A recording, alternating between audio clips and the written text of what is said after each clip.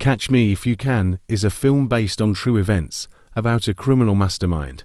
When Frank was 16, his father's business failed, and the family moved from their large New York home to a modest flat. His parents divorced, and unable to cope with the blow, he ran away from home. To survive, he began forging checks. By secondary school, his IQ had reached 240.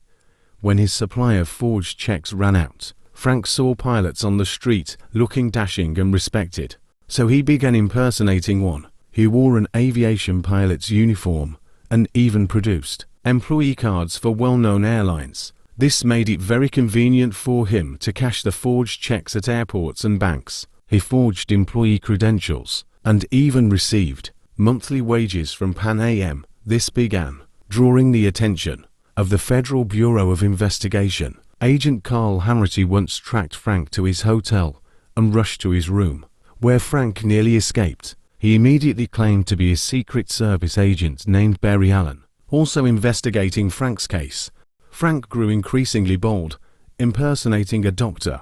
He watched television to expand his medical knowledge and learn technical jargon. Agent Carl unexpectedly discovered that Barry Allen was a character from the Flash comic books. Only then did he realize Frank was the teenager he had encountered before. Carl submitted the checks for expert analysis, confirming they were printed from plates originating from a French printing house. Carl suddenly recalled Frank's mother mentioning she was born in a small French town. Frank was indeed found there and was to return to the United States to serve his sentence. At just 20 years old, he received a 12-year sentence. Carl frequently visited him in prison. Frank could instantly distinguish genuine checks from forgeries, prompting the FBI to make a special application. Frank was released early and hired by Carl to investigate check fraud cases across the United States, thereby offsetting the remainder of his sentence.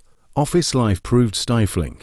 Around Christmas, Frank donned his pilot's uniform once more, attempting to impersonate an aviator. This time, Carl saw through him again, warning that another offense could mean life imprisonment. Frank then devoted himself entirely to his work at the FBI. In reality, Frank is now married with 3 sons. He maintains a close friendship with Carl, assisting in exposing major international check fraud cases and helping dozens of American companies design counterfeit-resistant checks. Hope you enjoy our movie sharing. If you like our YouTube channel, remember to like, comment, and share, and most importantly, subscribe to our YouTube channel.